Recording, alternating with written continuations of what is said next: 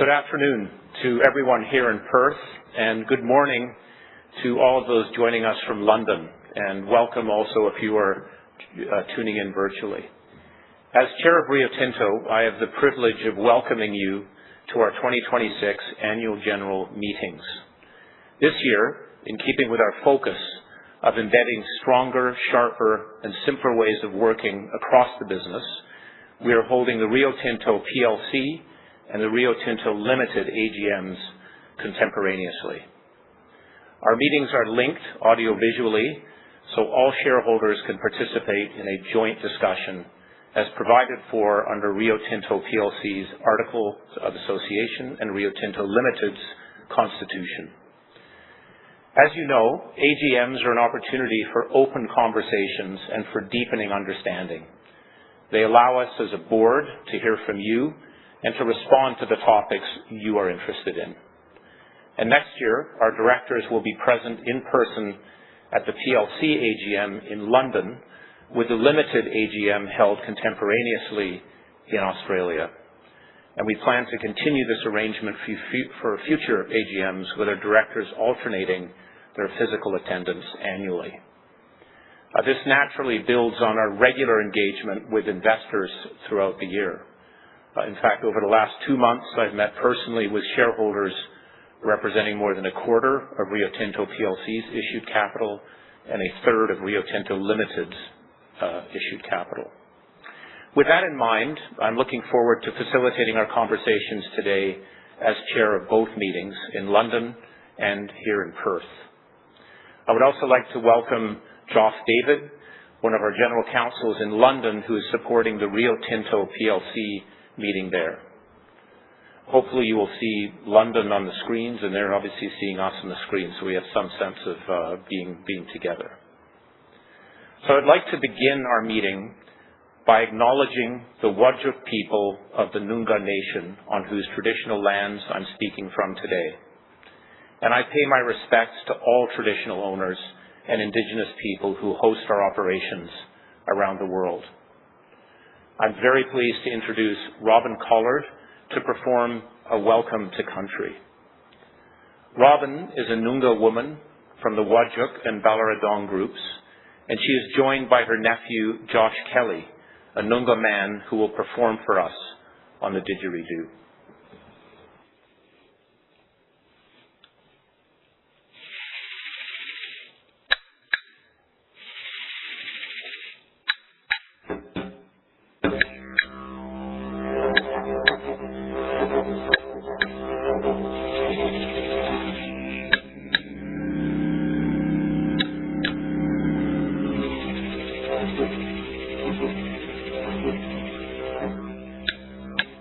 Kaya, wanju ni januna kandak ni janang wakanin wa kwabarak buja. Wanju, maman, yogas, ngunis, jukan, brias, nigli janang borlu.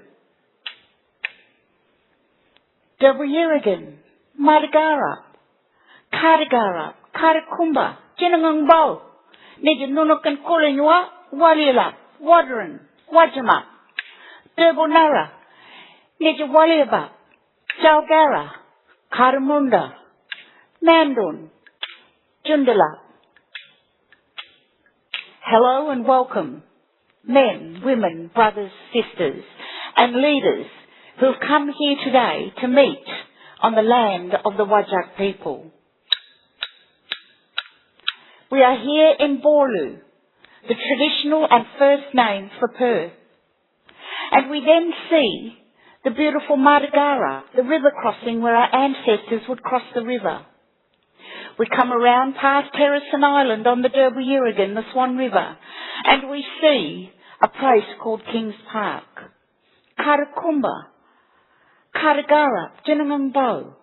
Noongars know it by many names, but it is our home at the top of the hill, the place at the top of the hill, and the place when you stand you can see a long way. We then travel down to Walyalup, Fremantle, home of Wilich the Eagle, before we cross the ocean to Wajama, home of the Quokka, We then travel down to the Derbil Nurra, the Coburn Sound, before we come inland to Wallyabuk, the Bibra Lake region. We then travel to Jalgarra, the Canning River, the place of many jarrah trees. And then we see the beautiful Karamunda, the Black Hills, the Darling Ranges.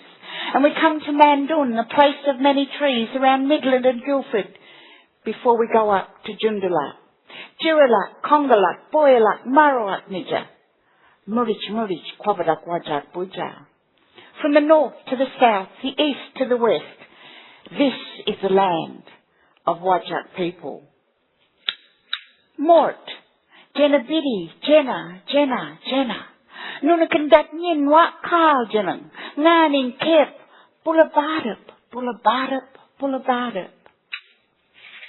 Our ancestors have walked this land for many thousands of years.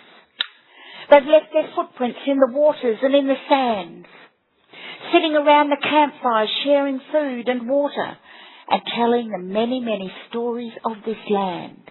We stand on the shoulders of our ancestors. They've kept our language alive, our stories, our cultures. Ngala Mort, Ngala Karijan, Ngala Buja, Nijanunga, cosmology. Three things that are very important for Noongas: our connection to family, our connection to the land, and our connection to our language and knowledge, stories and our artwork. This is who we are. And we think about the stories of Wakal, the rainbow serpent, that stands alongside the spirituality of the scriptures, but also the creation stories that belong to Noongar people. Nija ngalakan jiran wa murich. Dabinga. Ngalakan kian nija. Ngalakan bula nija. Nija nunakan kulan wa wajak puja. Wabanajal. Kayakur. Make friends on your journey as you work together collaboratively. Have strong conversations. But remember to show kindness and respect, because we are one and we are many from all the lands on earth we've come to be here meeting today on Wajak Puja.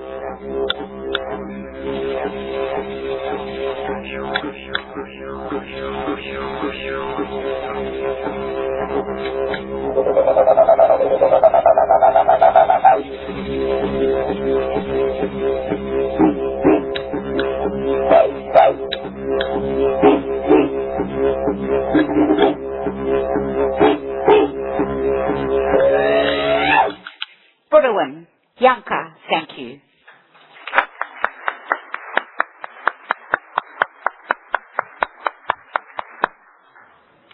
Thank you, Robin and Josh, for that welcome and for opening our AGM. Before we move in today's meeting, I would like to acknowledge a matter of great sorrow: the deaths of 3 colleagues over the last year. Mohammed Kamara, who lost his life at Simandou last August, a colleague at Simandou in February, whose family requested his name be kept private, and Brian Kennelly at Kennecott in March. Each leaves families and friends and teammates, and we hold all those affected by these tragedies in our thoughts. As a board and as a business, we have a clear focus and an accountability. Fatalities must be eliminated, and everyone must go home safe every day. We've asked Simon to ensure that we apply the lessons learned and make the changes needed to our business, and he will talk shortly about the actions being taken. But first, I ask for a moment of silence as we remember our 3 colleagues.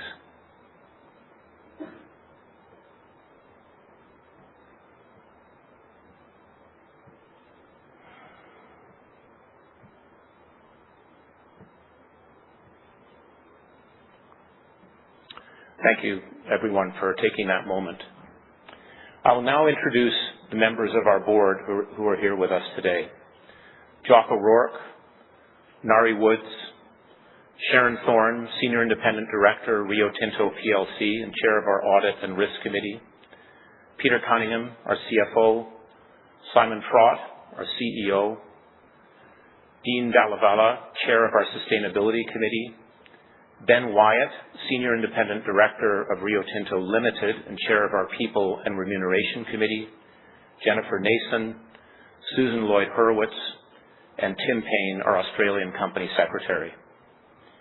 We also have with us Graham Hogg from KPMG in the room. I want to wave there. Who's here in Perth and who is Rio Tinto Limited's lead audit partner.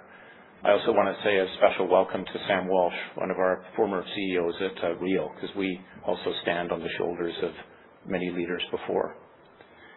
To make today's proceedings as efficient as possible, I will now declare that voting on all resolutions is open.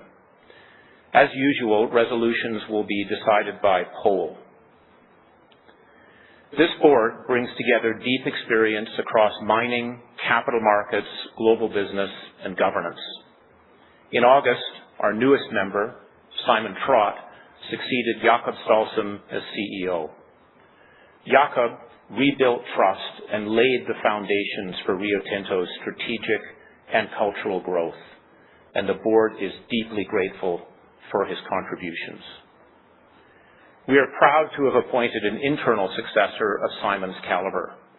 He is a CEO who knows this business and mining inside out, but who also challenges our orthodoxies. He's working at pace to achieve our ambition of becoming the most valued metals and mining business, supported by an incredibly strong leadership team. And he's doing so in a fast-changing external environment.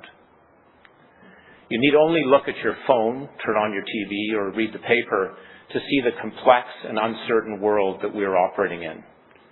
And while change is constant, one truth is clear. As volatility and fragmentation increase, nations are focusing ever more intensely on minerals and metals. And they are moving with urgency to secure supply for next generation industries, electrification, and the energy transition. Whether it's copper for AI data centers, lithium for batteries, aluminum for advanced manufacturing, or iron ore for fast-growing cities, demand is increasing. And it also remains to bring challenges on the supply side to meet that increasing demand. Rio Tinto is made for this moment, because whatever the future holds, the world is only going to need more of the materials that we provide.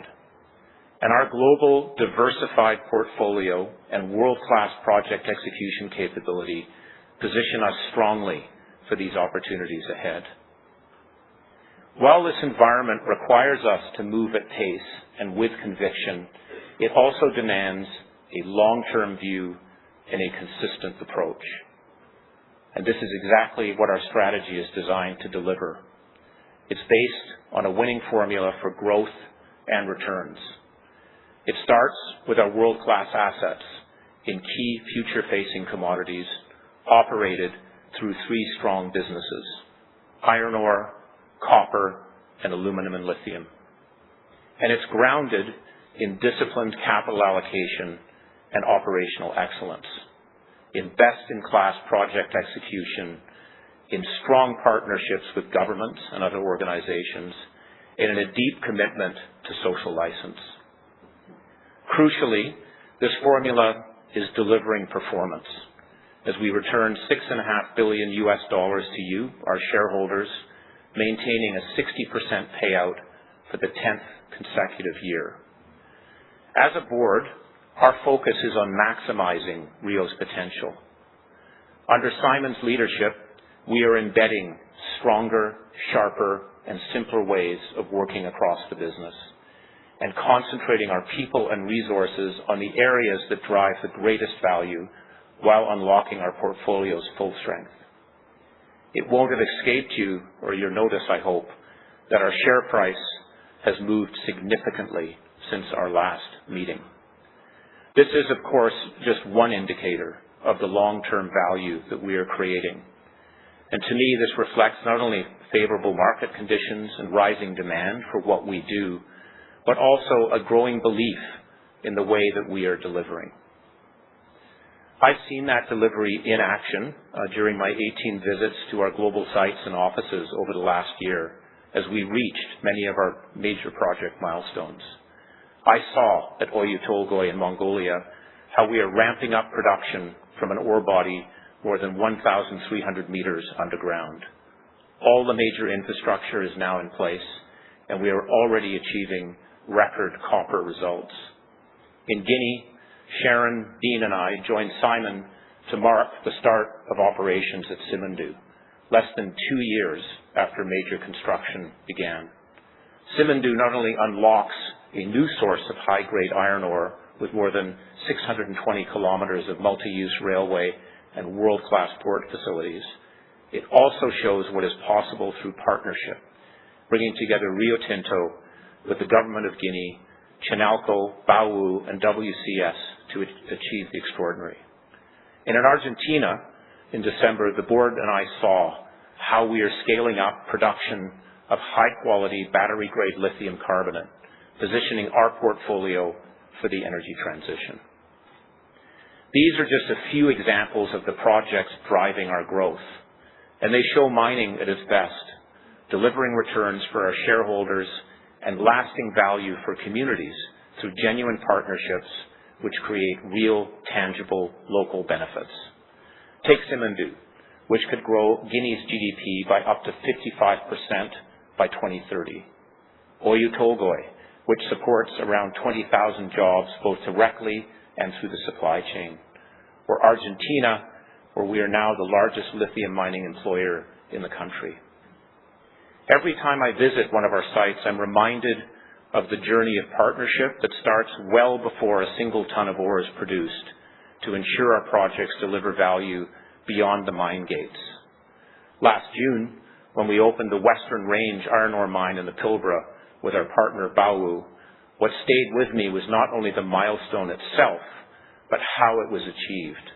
Working in partnership with the Inawonga people, we made changes to our mine design to protect and preserve significant cultural heritage values.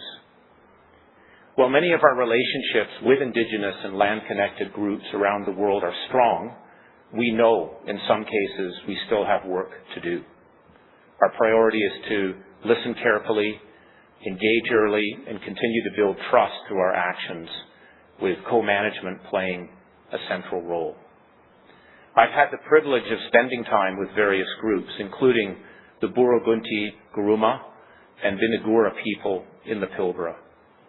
The co-management agreement we signed last May with the PKKP Aboriginal Corporation formalizes how we work together to protect and manage cultural heritage while providing greater certainty for both the Burugunti Guruma and Binigura people and Rio Tinto. Sustainability and social license go hand in hand and are core to our priorities. Creating shared value also means protecting and respecting the natural environment and fragile ecosystems where we operate, treating them with the utmost care. Equally, we believe that reducing emissions is not only the right thing to do, it actually strengthens our business and improves returns. Last year, we delivered a 14% reduction in Scope 1 and 2 emissions. And we expect further progress as our renewable energy contracts and agreements for the Boyne Smelter in Queensland take effect. Finally, some words about our people. They are at the heart of how we live our purpose of finding better ways to provide the materials the world needs. And our progress is built on their talent and their expertise and their commitment to operational excellence. As a board, we are striving to create an environment where colleagues can contribute and perform at their best, where teams are empowered to solve problems, and where safety and productivity go hand in hand. What we hear from our people when we visit our sites and offices shapes our ongoing work to strengthen our culture and build a more engaged and diverse business. Fostering these conditions for new ideas, better decisions, stronger performance, and higher returns. So I hope today you have a sense of our direction, as well as the strong momentum that is building across our business. I'm very optimistic about Rio Tinto's future. We have great people, world-class assets in the right commodities, and a clear strategy. And importantly, we have a tremendous opportunity. That is our winning formula, and it gives me absolute confidence in our ability to deliver both growth and returns for our shareholders over the long term, and to create lasting value for our stakeholders. Thank you very much for listening, and I'll now hand over to our CEO, Simon Fraud.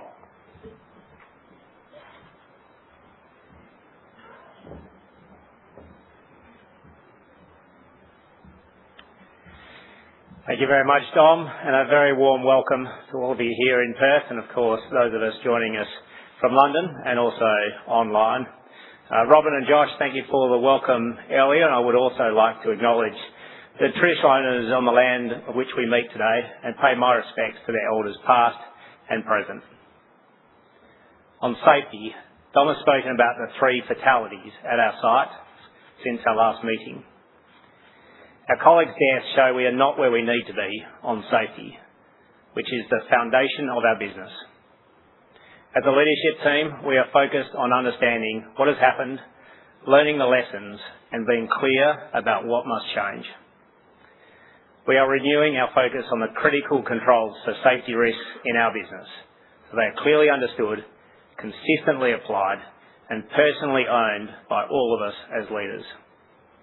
This work is never done, and we will continue to do everything in our power to ensure that we protect our people, whose incredible capability and expertise drive this business forward.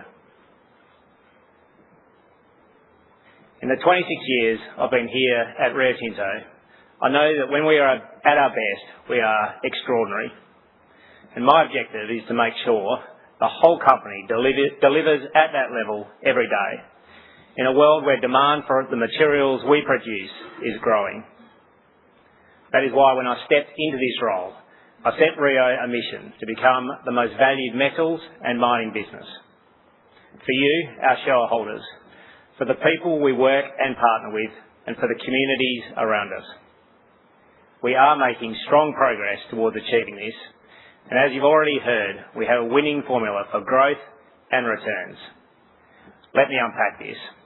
We have the right assets in the right commodities, and each of our businesses, iron ore, copper, and aluminium and lithium, delivers value in their own right. We operate the world's leading iron ore business, combining unparalleled scale in the Pilbara, an integrated system in Canada, and high-grade growth from Simandou. In copper, we are a leading low-cost producer at scale, and in aluminium, we are the largest integrated producer in the Western world. While in lithium, we are building a leading position globally as a Tier 1 producer with a strong pipeline of opportunities. Our growth is underpinned by best-in-class project execution, reflected in some of the outstanding project achievements Dom highlighted earlier. And when I visit our sites, I'm struck by the job our people do in some of the world's toughest environments to do mining in the right way, while delivering on time and on budget. Within each of our businesses, we are lifting performance and driving operational excellence. We are doing that by making sure everyone can work in a way that is stronger, sharper, and simpler. That means clearer priorities, more disciplined execution, faster decision-making, and less complexity, all of which lifts returns. This work is already translating into results. We have now fully implemented the first $650 million of annual productivity benefits, as promised, with substantially more underway. At the same time, within each business, we're strengthening capital discipline. Every dollar must compete for value, must deliver value. Every project must compete for capital. And as we're doing that, we are targeting the release of $5 to $10 billion of cash from our asset base to further drive returns. Across each of our three businesses, our scale gives us the firepower to reinvest in the next generation of projects. And the relationships we're building with both communities and governments that host us lay the foundations for shared value, helping us grow together and shape what comes next. Increasingly, as Simandou shows, our partnerships are unlocking outcomes once beyond our reach, combining our strengths and sharing risk to create value in ways none of us could have achieved alone. Our winning formula is delivering growth today, and the proof is in our performance. In 2025, we increased our copper equivalent production by 8%, driven by record output in both copper and bauxite. And these robust figures flowed through into our results, with EBITDA up 9% to $25.4 billion and underlying earnings at $10.9 billion. As Dom mentioned, we have returned 60% of that to you, our shareholders. We are well positioned for the future, with industry-leading 3% compound annual growth to the end of this decade. And as we deliver Simandou, Oyu Tolgoi and 4 major replacement mines in the Pilbara, together with the lithium projects. Beyond all this, we have a strong pipeline of opportunities to extend growth well into the 2030s, particularly in copper, including Resolution in Arizona and Newton Leaching Ventures and projects like Nuevo Cobre in Chile. So our winning formula is clear: an unmatched mix of the right assets in the right commodities. 3 world-class businesses that are each driving value through operational excellence, disciplined capital allocation, and outstanding project execution, with a focus on social license and productive partnerships that position us for the future. This is a formula that is taking us towards becoming the most valued metals and mining business, and I am convinced it will deliver strong returns and many more years of growth. Now back to you, Dom.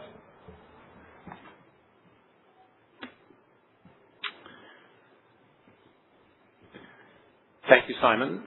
We will now move to the meeting's formal business. The notices of meeting containing the text of each resolution to be put to the meetings were published on our website and were made available on March 20th, and I will take them as read.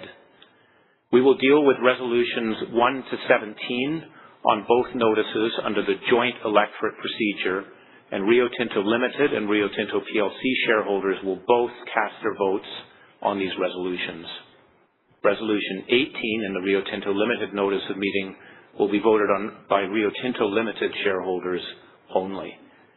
Resolutions 18 to 21 in the Rio Tinto plc notice of meeting will be voted on by Rio Tinto plc shareholders only. Your directors are unanimously of the opinion that all resolutions proposed in these notices are in the best interests of all shareholders and of Rio Tinto as a whole.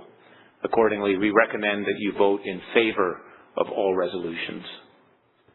In a moment, we will give our shareholders the opportunity to ask questions on matters relevant to the business of the meetings.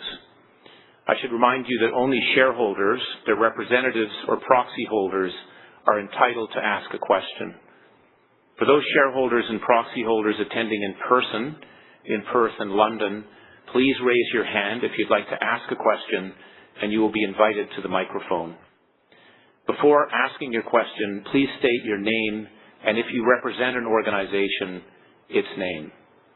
All shareholders and proxy holders attending virtually can submit written questions or ask them via the audio facility on the Lumi platform. So we can answer as many questions as possible. Please keep your comments short and to the point, and I will discourage follow-up questions. If we receive several questions on the same topic, we may group them together and provide one response to try and keep things moving smoothly and avoid repetition. I'd now like to take the first question from the audience in Perth, and then I'm going to move to London, and then to the online platforms, and I'll try and circle through that process over the course of the next hour and a half. So if we could see if there's any questions from Perth. I see number 1.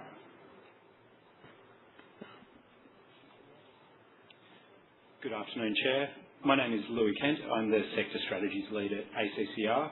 We work alongside institutional investors focusing on long-term shareholder value and the decarbonisation of high-emitting sectors, including mining and steel, which we consider to be in the interest of all shareholders. We appreciate our engagement with Rio Tinto. I have 2 questions, one on iron ore and one on operational decarbonisation. Would you like them one at a time, or shall I read them both? Why don't you read them both? Yeah, sure thing. Firstly, Rio Tinto's recent disclosures emphasise continued investment in expanding and sustaining its iron ore system, particularly in the Pilbara, which remains the core of the company's earnings, alongside significant investments in projects such as Simandou. Progress on low emissions iron making remains only at pilot scale. Could you comment on the strategy for Pilbara ore in a future low emission steel system? How is the board overseeing risk to long-term value in the Pilbara? And what concrete actions are being taken this decade to ensure these assets remain competitive as green steel demand grows? And the second question, over the past decade, Australia's gas production has doubled, and the gas industry claims that the continued pursuit of large gas projects will bring down prices for Australian manufacturing. However, rather than bring down the cost to consumers, wholesale gas prices on Australia's east coast have roughly quadrupled.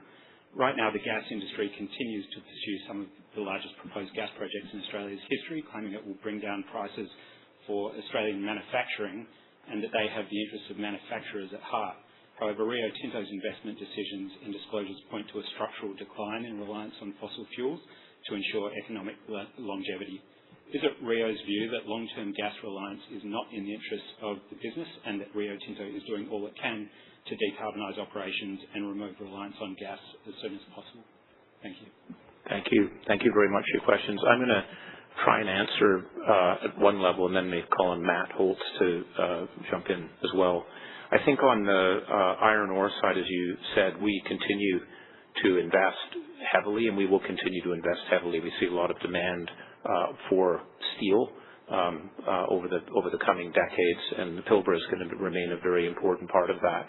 We are also working with our customers, primarily in China, but also in joint venture with some of our competitors to look for ways to try and advance green steel manufacturing side of things. And we also have some experiments going on in Canada with IOC on that front. So that is an important area that we're working with, and we want to work particularly with our customers on that.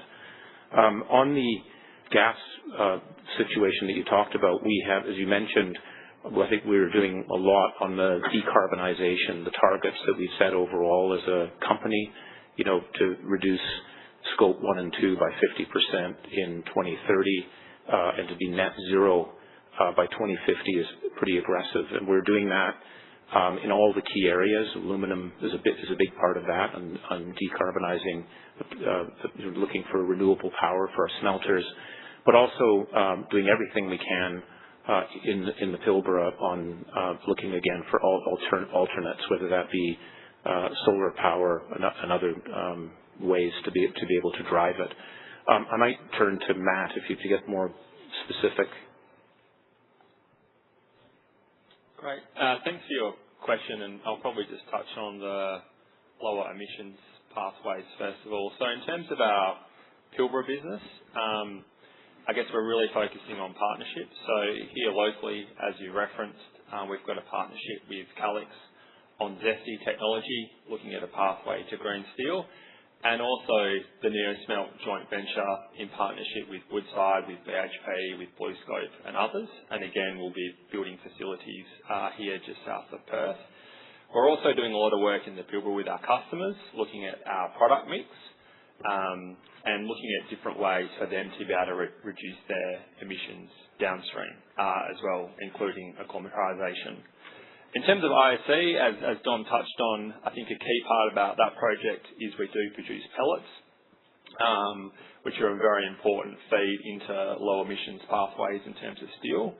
And you touched on Simandou as well. Probably the point that I would share there, particularly when we get lower down in the ore body, is our ability to access really high-grade material that will be suitable for direct reduction as well. So that's a summary of our focus areas on low emissions pathways. Thank you. Thank you. Matt and I, again, what we might, if I don't do a good job of it, because you'll hopefully get to see some of the executive team, but that's Matt Holtz, who leads iron ore after taking over from Simon. I'm going to go to London, and then I'm going to go online. I'm partly saying this out loud so the online's ready. It's a call coming in from Madagascar, which sometimes the connection's not great. So on Madagascar, please be ready after the London one. We'll go to you next.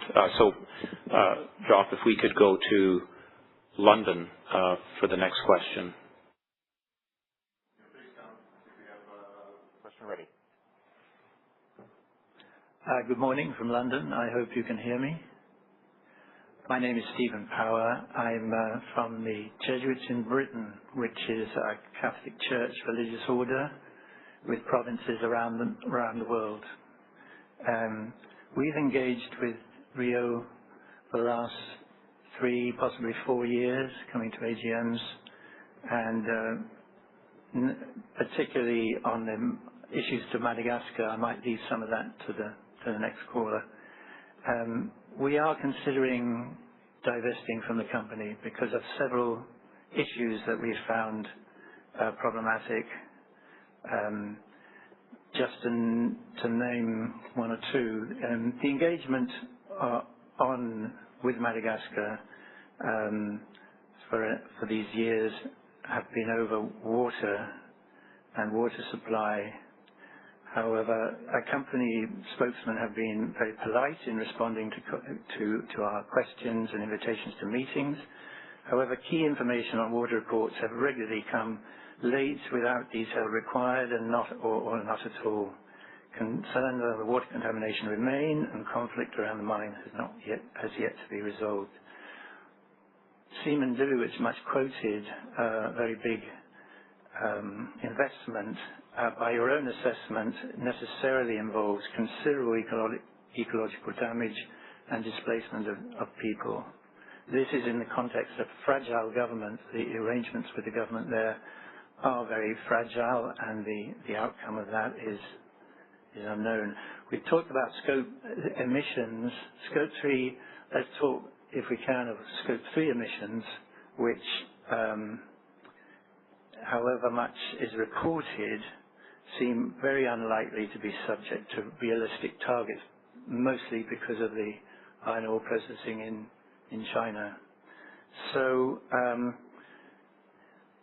it's coming from a broad assessment of mining from a document we put together and launched earlier, a few months ago, Catholic Approaches to Mining, which will become launched in Rome a few months ago, and this will become better known, I think, in the future. So my question is really to comment on any of those issues because of our concern for our present investment.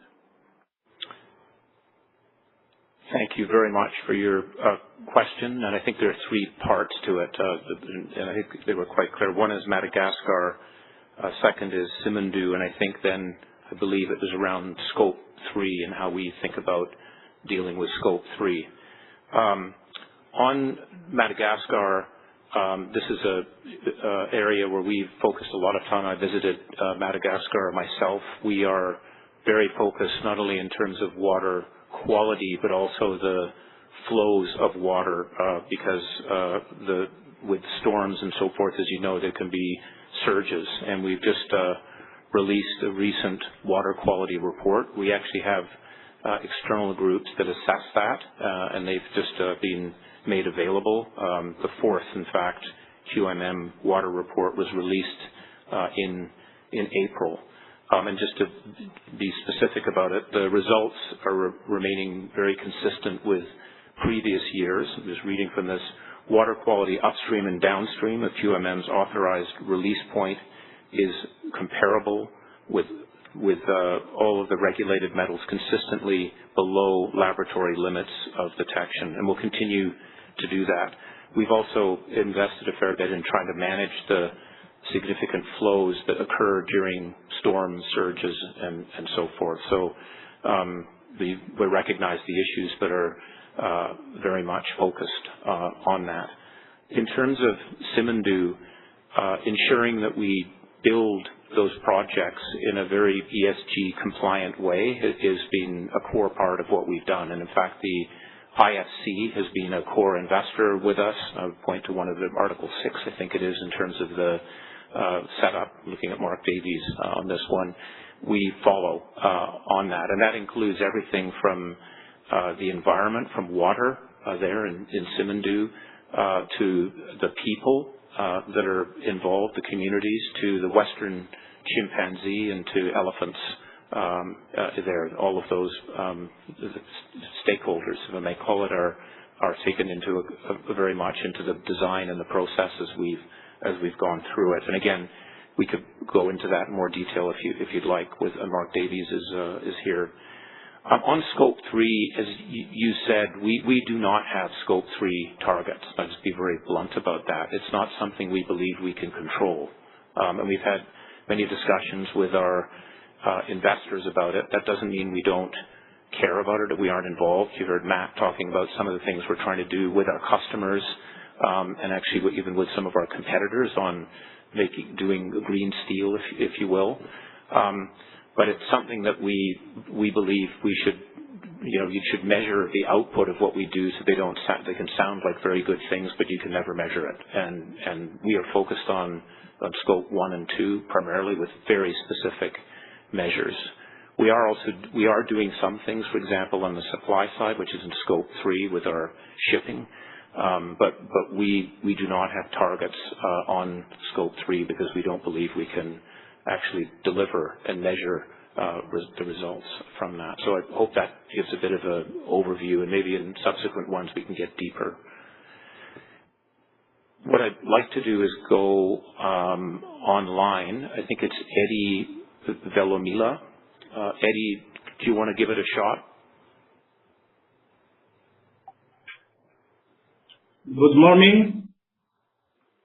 Good morning. Ladies and gentlemen, member of the board of director and senior management of Rio Tinto, my name is Eddie Velumila, and I represent the Fundroom platform, the voice of the communities of Anosi. Let me be clear. After more than 15 years of KMM's presence, we're no longer at the stage of promises. We're at the stage of results or the lack thereof. The situation is clear. On the ground, local recruitment remains inefficient. Market access is blocked for local actors. Concerns about water, health, and the environment persist. And the KMM Social Responsibility Program has not produced any visible structural transformation at the local level. This isn't an isolated perception. It's a lived reality. So, let's ask the real question. Where are the correct positive impacts for local people after decades of Rio Tinto KMM in Anosi? The problem isn't technical. It's systemic. Commitment exists, but they are not enforced. They are not transparent, and they are not monitored. In short, the system may be working for KMM, but not for our communities. So, the fundamental question is Rio Tinto truly ready to share the value created here? Or will it continue mining operations where profits are concentrated for Rio Tinto, but the negative impacts are borne by the communities? as it is. The current CMM model is not sustainable, and it will not longer be accepted. We are not asking for further discussion or debate. We demand immediate changes. Our demands are clear. We want your public commitment and a clear timeline for Rio Tinto to deliver. 1. Total transparency, publication of recruitment, contracts, and CSR budgets, an independent monitoring mechanism to measure results and impact. 2. Economic justice, genuine priority given to local recruitment, guaranteed access to markets for local businesses. 3. To about water, health, and the environment, published independent impact assessment and analysis, rigorous health monitoring, application of the polysurface principle, because the health of the population is not negotiable. We want this commitment not in 5 years, but now. Our position is firm. We are not against mining, but we reject mining without justice, development without inclusion, wealth without redistribution. In conclusion, we are not against development, nor against resource exploitation, but we demand that it be equitable, transparent, and beneficial to all. Development that excludes the population is not development. Wealth that does not benefit the community is injustice. We demand immediate change, concrete, measurable, and sustainable action, as assured by a monitoring system comprised of a local technical commission and social commission. Management of the RSA signed by an independent organization created for this purpose. Thank you. Thank you, Eddie. I think that was very clear. By the way, I won't try and repeat it, but I think the first line was, after 15 years, we're not at the stage of promises, and I think you were pushing on the notion of what's the local community benefit that you want to see, water and health, and sort of a independent, I think, oversight in terms of where we are, were sort of the messages. So first of all, thank you for putting those out so clearly. I'm going to make a couple of comments. Bold Batar, I might just ask if you might also want to jump in as well. But the first thing I would say is we are very much committed to wanting to be supporting the community. Obviously, that comes from direct employment and indirect employment. About 1,700 people are employed there. As you know, in Fort Dauphin, we provide the power for the city with the solar power and now the wind side of things. And we've also committed to $100 million over the next number of years to support communities in there. And I know there's been some tension as to who gets what where, but that's a commitment that we want to make. Bold, I don't know if you want to add anything or edit or say I've got something wrong. All good. No, thank you very much for the question, and we do take our social license very seriously, in particular being a good neighbor. And since we got into QMM, we have invested over $1 billion in a very large program. Of course, was making sure that we built a port access that provides necessary emergency, but as well export routes for the products that are made in Madagascar. Secondly, of course, with the original power plant as well as the new renewable energy plant, we do supply power into the city of Fort Dauphin, which is an inhabitants of about 80,000 people. In addition, of course, in the original days, we have built a water treatment plant, and we are working with Jurama, which is the local electricity and water utility, to distribute the water to the communities.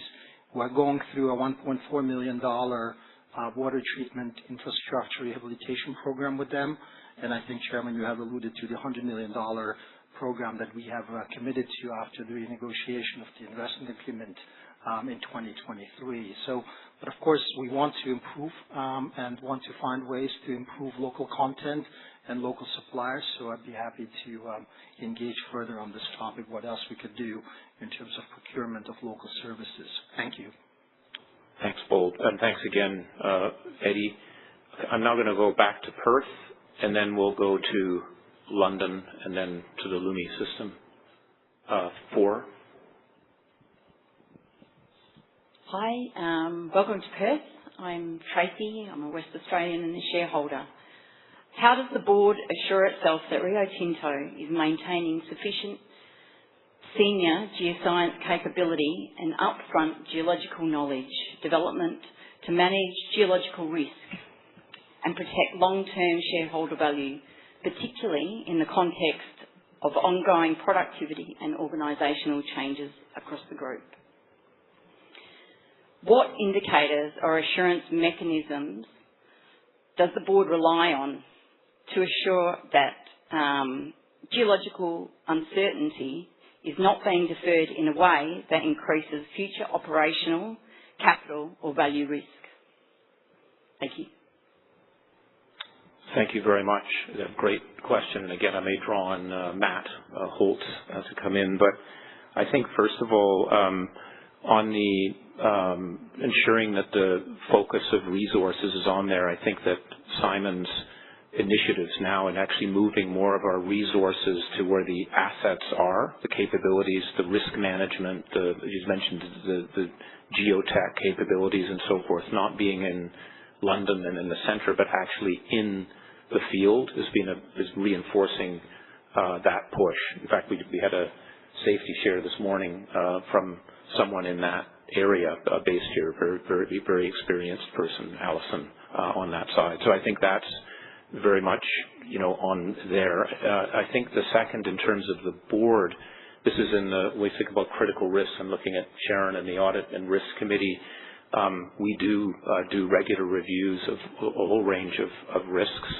There are the geotechnical side of things is something that is looked at. Mark Davies comes in regularly to speak to the board. We've arrayed the various different sites that we're operating in, which are quite a considerable number on a spectrum in terms of where we think the risks are. So the board does have that oversight, as well as having expertise on the board, mining expertise. That also helps. But Matt, do you want to? Maybe I'll take it, because it's exactly the right question, and I do worry about the interest and focus of the mining and the number of graduates that are coming through technical disciplines, and there's work we can do around that. If I lift it up, though, I think we do need to do a better job around articulating the amazing job and career opportunities you have in mining. And if you think about a business like the Pilbara, it's got all the aspects that people should want to work in, from some of the highest technology through to some of the technical disciplines and roles all the way through our business. And I think we can really inspire people to come and join us. Good recruiting on that. We need people. Yeah.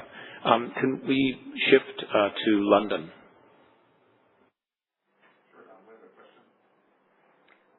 Good morning from London. My name is Laura O'Shea, and I represent the Climate Action 100 Investor Group, speaking on behalf of interested investors. Before I jump into the question, I'd just like to acknowledge that you have already touched on some of these areas in former questions, so apologies for any repetition. We'd like to thank the board for its continued commitment to net zero by 2050 and for the progress made in decarbonising Rio Tinto's operation and value chain to date.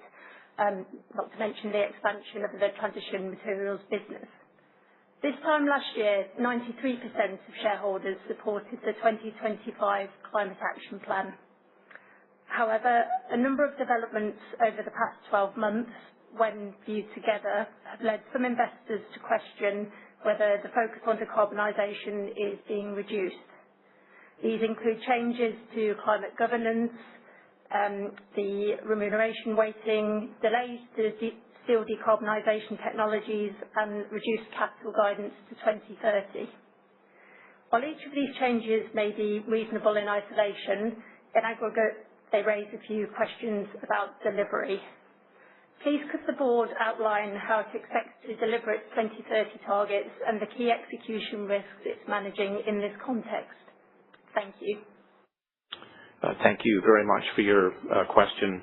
I would just say at the outset, as I was saying before, we're very committed to the targets that we set. Again, to reduce, we reduce our Scope 1 and 2 emissions by 15% in 2025. We hit 14%, 50% in 2030, and net zero in 2030, at 2050. We're also doing things to be nature positive, which we could also talk about. But we're very committed. And one thing I feel very strongly about is there's a lot of talk out there about what people do, that Rio Tinto is actually doing things on that front. And we feel very confident about being able to deliver on the 50% reduction. We've done significant investments, and I'm looking at Jerome on the aluminum side. If you think about what we're doing at Boyne, 2.8 gigawatts renewable, it's the single largest conversion from coal power to renewable power. And by the way, it's in the shareholders' interest to be driving that. That is a major initiative which will move us there. I also I'm going to rattle off just for a few things because I feel quite fired up by this. I won't get carried away, but a few of them. So I mentioned the Gladstone repowering program, which is very significant on a global scale in terms of what we're doing.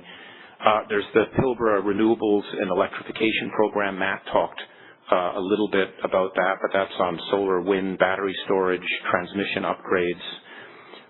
Electric Smelting Program, the iron and ore steel partnerships, and looking for the development of electric smelting technology. This is actually getting into, as I mentioned, Scope 3, even though we don't have a target for it. Ellis's zero carbon aluminum smelting, major investments that we're making on that front in the Saguenay in Quebec.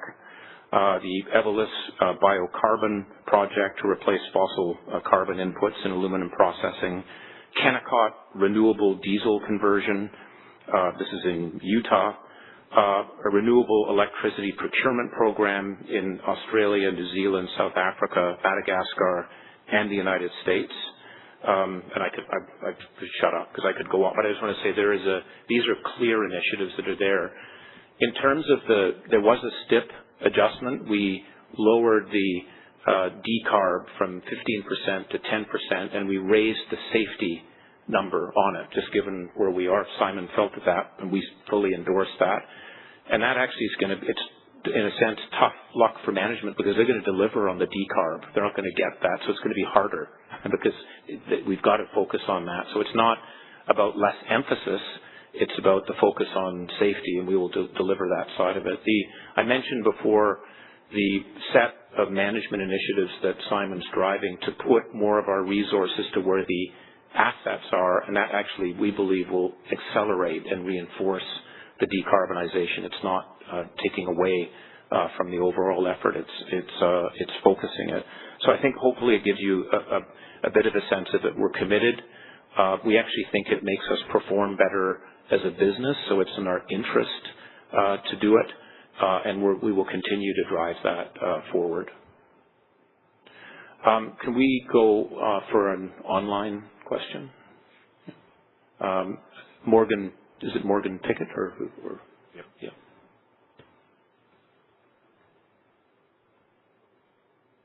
Hello, thank you, Chair. I hope you can hear me. So I have a question. Look, over the past decade, Australia's gas production has doubled, but rather than bringing down the cost to consumers, wholesale gas prices on Australia's east coast have actually quadrupled. Clearly supply is not the solution to bring down costs. But right now the gas industry continues to pursue some of the largest proposed gas projects in Australia's history, claiming it will bring down prices for Australian manufacturing and really saying that it has the interests of manufacturers at heart. However, Rio Tinto's investment decisions and disclosures, even quite recently, point to a structural decline in the reliance on fossil fuels and a shift towards more renewable uptake. Is it Rio's view that long-term gas reliance is not in the interest of the business and that Rio Tinto is doing all it can to decarbonise its operations, remove its reliance on gas, and that this is coming from a place of economic rationality rather than just altruism? Thank you, Matt. So let me try and answer it. I'm not going to get too much into the gas side, but maybe talk about how gas per se, but look at how we think about it. As you said, Rio Tinto right now is more reliant on natural gas in our operations, and we think we're going to need that for the medium term. But I think, as you are implying, fossil fuels are becoming increasingly expensive, and I think the Iran war is just putting a magnifying glass around that. And so electrification and fuel switching underpinned by renewable electricity is something that we want to drive towards. As you said, it's actually in the business interest to try and do it. And just to give an example, we're commissioning a hydrogen calcination pilot at the Yarwun aluminum refinery to try and demonstrate the viability of replacing natural gas. We're also building new solar and partnering with traditional owner groups on that front to try and replace gas as much as we can. But obviously there's some limits to the technology we're pushing it. So we are trying to be as aggressive as we can on that front. I don't know, Simon, if you want to. No, I think that sums it up.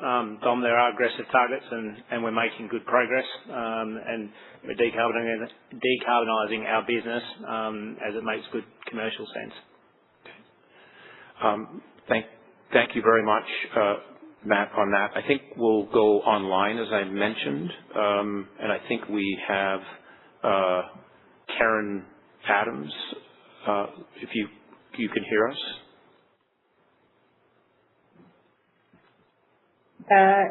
Yes, thanks, Dom. My name's Karen Adams. I'm a legal director at the Human Rights Law Centre in Melbourne. We represent communities in Bougainville and Papua New Guinea living with major ongoing environmental and social devastation caused by Rio Tinto's former Panguna mine. For the benefit of those unfamiliar with the situation, Panguna was a copper and gold mine formerly owned by Rio Tinto, operated by its subsidiary BCL. And over the time of its operation, over 1 billion tonnes of mine waste tailings was directly disposed into the local rivers, causing massive environmental and social impacts for local Indigenous communities. The environmental damage caused by the mine was so substantial it ultimately caused a social uprising that forced the mine's abandonment. And Rio Tinto divested from the mine in 2016 without any clean-up or remediation of the site having been undertaken.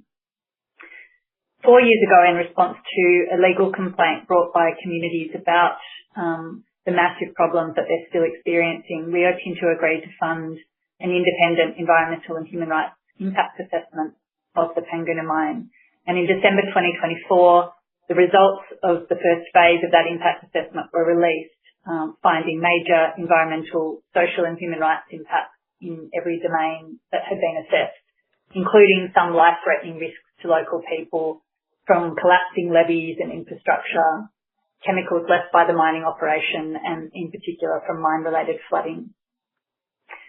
Rio Tinto committed at that time to working with all stakeholders to establish a remedy fund to address these impacts and to advancing work as the first priority to address the most serious risks and impacts identified. And while some important steps have been undertaken since then, work on the ground has been very slow to progress, and the remedy fund is nowhere near yet set up. As you know, in mid-April, Bougainville was hit by Cyclone Mela, which has further heightened many of the risks and impacts that communities are facing. And in particular, a section of the main levee, which had already been highlighted as a major risk in the impact assessment, is now predicted to collapse within the coming days, potentially causing serious injury or fatalities to people living or working nearby. My two questions to the company are, firstly, Is Rio Tinto committed to mobilising its full expertise and resources to accelerate action to prevent loss of life in the Panguna area? And will the company now commit to some clear timeframes for the establishment of a remedy fund to ensure that the site can be properly remediated and risks to public health and safety addressed? Thank you. Thank you very much, Karen, and it was very good to catch up with you yesterday in Perth with Simon and Isabel. I'm going to get to your two questions. One thing I just do want to clarify is the background. If you recall, Rio Tinto through BCL was operating in Panguna, but basically during the Civil War, that essentially had to evacuate under extreme circumstances.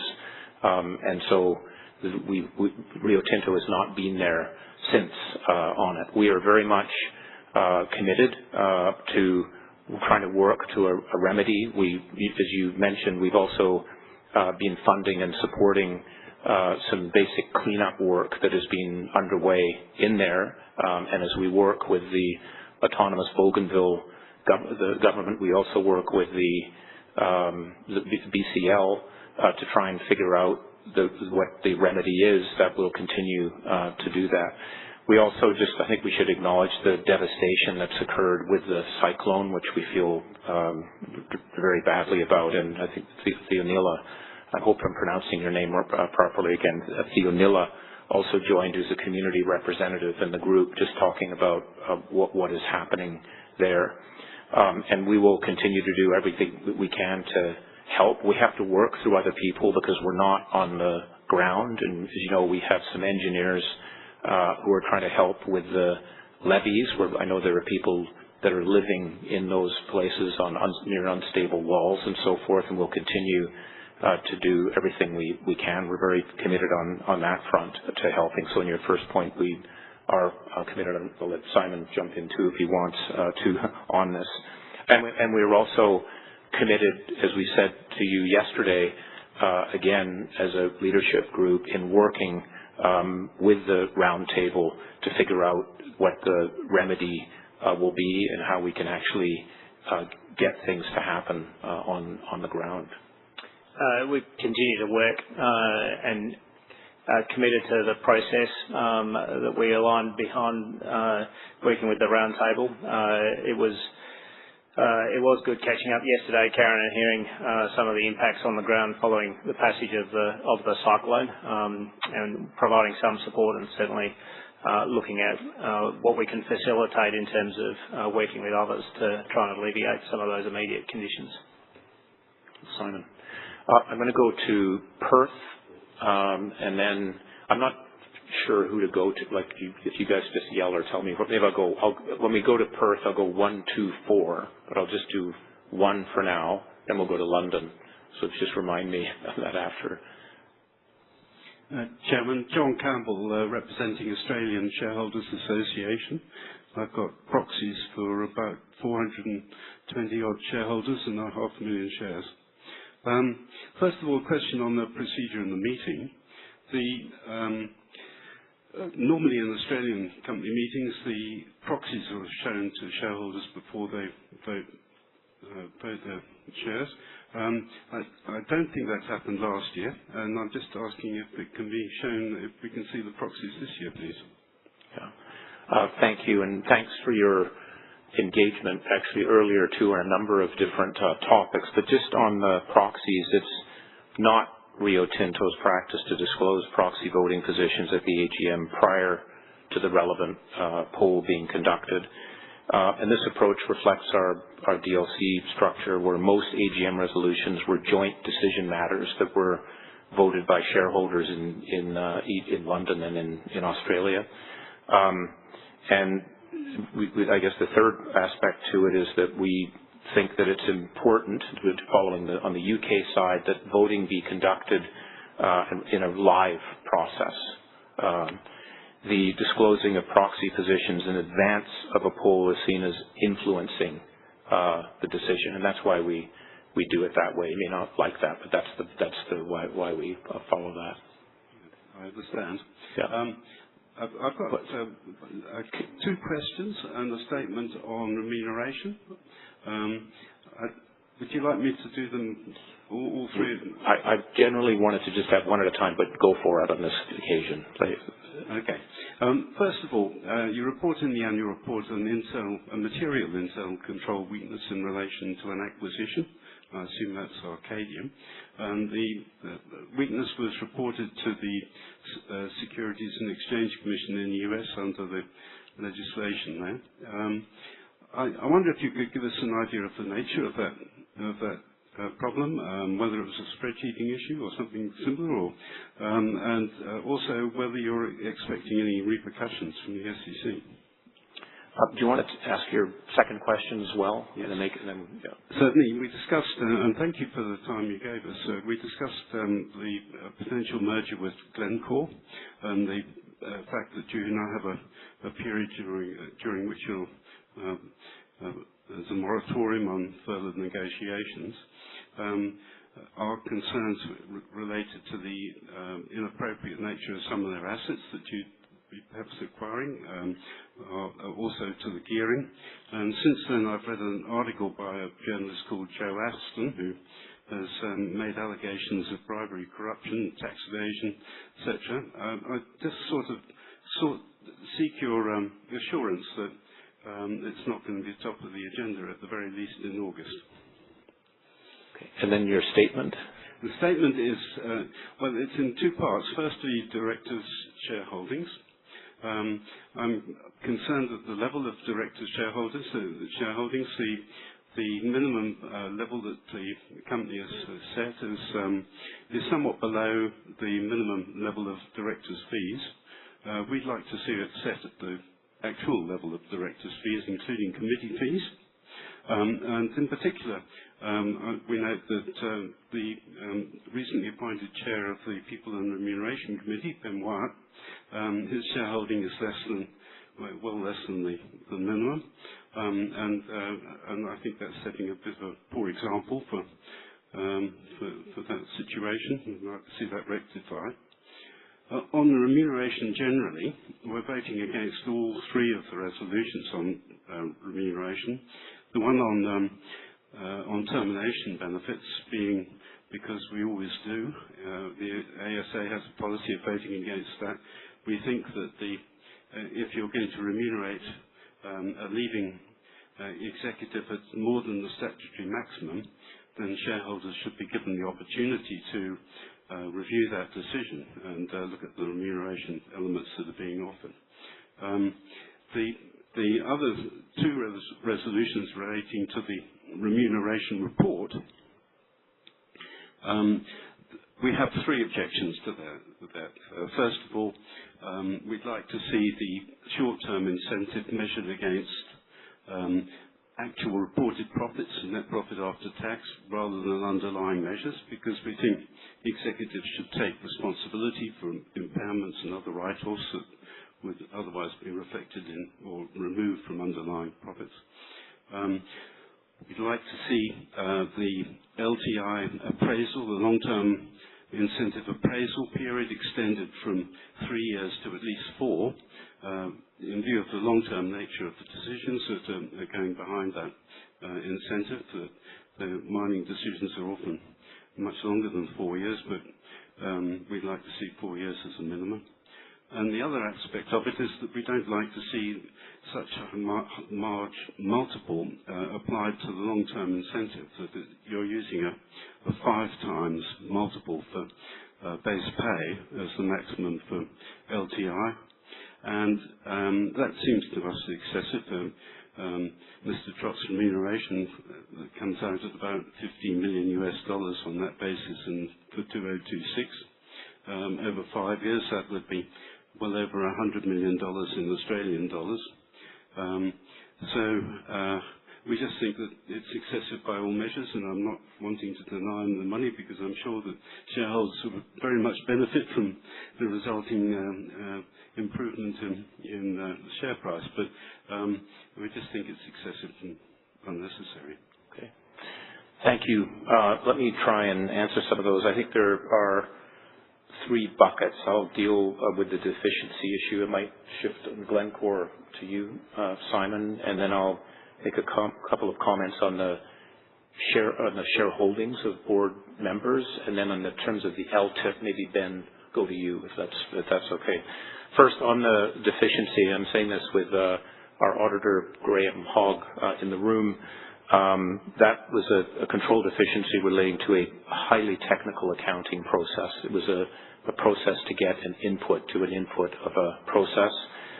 We assessed the carrying value. It was around Arcadium of the lithium business, and are very satisfied that it's not impaired on that. So there's no issue whatsoever with that. And again, that was audited by KPMG. I might also just point out, if you're worried about that, we got some criticism when we bought Arcadium. I think the lithium carbonate price was $11. I'll note that today it's around $23. And again, I don't want to predict how prices move, but we should just reflect on that element. So no issue whatsoever with on any impairment or on the valuation. We're very, very happy with that acquisition. On Glencore.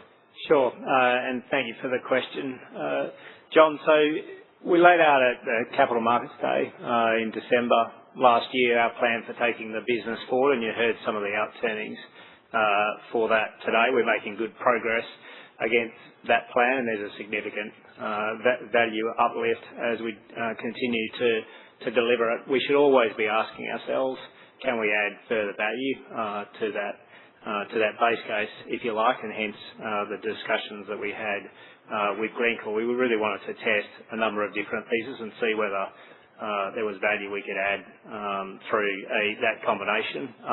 And ultimately, as we announced, we formed the view that we could not see value in that combination from those discussions for Rio Tinto shareholders, and hence the announcement to withdraw from those discussions. And so our focus remains very much on delivery of the plan that we laid out at Capital Markets and that we've talked about today. Just on the shareholdings, I think all the board members except Ben have met the criteria, which is at the base level. I would argue that Ben is well on the way to doing it. There's been restrictions in the last while, actually because of discussions like Glencore and others. Since the annual reports come in, I know Ben has done that and is well on the way to it. And I just want to say something about Ben. We are very, very lucky to have Ben Wyatt as a board member, and I think shareholders should be very happy with that. So I just want to say that. Thank you, Ben. The other thing I just want to mention we'll get a bit into the LTIP and so forth, because there was quite some detail you laid out there. And as you know, there's a policy vote coming up, so we'll have conversations on that side. But I do think it's important as a global company that we need to benchmark on other global companies when we think about our remuneration. And we are sitting right now at or very close to record high share prices, and the management team's not benefiting from that like I think they should on it, to your point there. And so we want to look at that, and we're going to do it properly, and we're not going to go crazy on it, but we have to look at the benchmarks that are out there, because we have a terrific leadership team leading a global business in very volatile and complex times. But Ben, over to you. Mr. Campbell, thank you. I consider myself duly reprimanded. But if I can just emphasise the points made by Dominic, I will, within the 5 years required, assure that I have the appropriate shareholding. And that's my attempt at a plucky defence. Next year, if I'm not there, you can bring this up with me again. In respect to your three questions more broadly around the STI and the LTI, I'll answer them all in one go if you like. So in 2024, the shareholders approved an increase from 4 times to 5 times the base salary, and that was after about a decade of no increases to the long-term performance. And that's always done on a very strong benchmarking, both in respect of executives in Australia, in the UK, and more broadly with peer groups. And we do need to be mindful with our executives how we pay them and how we benchmark them. We don't try to be the highest payer in the world. We certainly don't try and compare ourselves to some who pay particularly high. We want to be competitive so that we can both attract and incentivise our executive team. The comments you made around 3 to 4 years, noted. We had a good conversation on that the other night. Most companies on the ASX and the LSE still have a 3-year performance test period. At Rio Tinto, we have that plus a 2-year lock. So executives don't get access to those shares for 5 years. But we've got to vote in 2027 and we'll consider that point around that 3 to 4 year performance period as we move through 2026. And one final point I want to make on the long-term incentives. I assure you, Simon didn't get $15 million US in 2026, and there's a couple of reasons for that. Despite actually strong absolute total shareholder return, that's because we compare ourselves for that vesting with a range of companies on 2 different benchmarks. One, the S&P, about 2/3 weighting on the S&P, which has 150 companies, and a third on the MSCI, which has about 1,600 companies.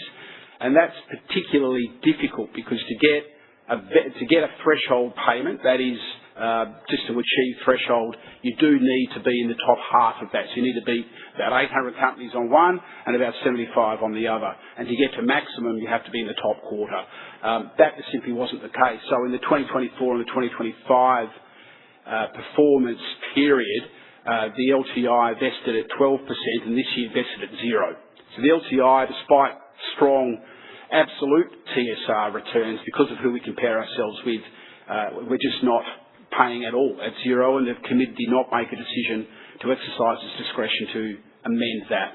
So as we move into 2027, we do need to be mindful, and I've foreshadowed this in my letter in the annual report, we do need to make sure that we have an appropriate LTI scheme that benchmarks well. We're not looking to lead the sector, but certainly to be competitive, but also an appropriate peer group, an appropriate measure that incentivises our executive team.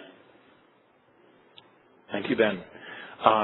So now we flick to London, and then we'll go on the screen. London. Hello, I'm Roger Featherstone, President of the Arizona Mining Reform Coalition from Tucson, Arizona, in the United States. I'm here to ask a question about your proposed Resolution Copper project that would destroy Oak Flat, a Native American sacred site that is a recreational and ecological haven. At last year's AGM, I asked you if you would stand by international human rights, transparency, and biodiversity protocols, or would you take the low road and cozy up to our government's weakened standards? Your actions have spoken volumes in the last year. Your decision to merge your company's AGMs has the effect of curtailing the ability of shareholders to sit face-to-face and ask you questions. I've attended your London AGMs for a dozen years. I've met with every one of your CEOs since Tom Albanese, yet this year your new CEO has refused to meet. This says a lot about your accountability. It gets much worse. On Friday, March 13th, less than 60 days ago, the U.S. government, in a shady, unprecedented, and illegal maneuver, gave you the deed to Oak Flat. At least for now, you own a Native American sacred site. To be clear, you now own the land upon which a people go to worship. Your plan is to destroy Oak Flat. The U.S. government has determined that Oak Flat and the surrounding area is sacred. The U.S. Forest Service in the Ninth Circuit Court has determined that you will destroy Oak Flat. You have done this without the basic fiduciary due diligence of conducting a feasibility study you need to even make a decision whether the project is feasible. Because Arizona is in the worst drought we faced in 1,200 years, we don't have enough water for both your mine project and our communities and the environment.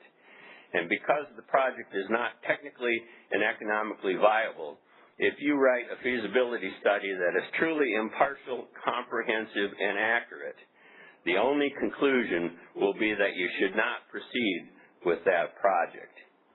The question I've asked you until I'm blue in the face is when will you abandon the Resolution Copper project and leave Oak Flat?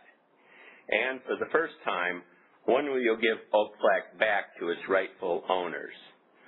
And I'm sure I'll have a follow-up. Thank you, Roger, for your comments and questions. As you know, and I think that Simon feels exactly the same way, we're very keen to meet. We're in London beyond AGM meetings, and we also travel to the U.S. and other parts, so we can definitely follow up on that side. I think, as you well know, we have been around resolution for about 22 years. It was 2004.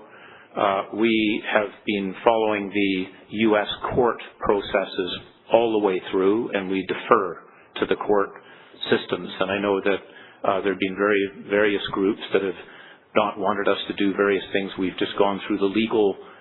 We've gone through the legal process in pretty well every single court that is available in the United States on that. You and others have pushed us to be there. We've been there. We've gone through it.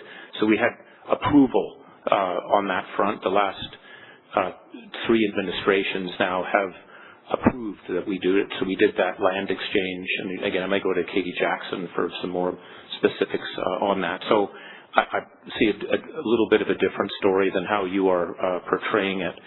As you know, there are a number of tribes that are across the different lands that are there, and we've been having a lot of engagement with them over time.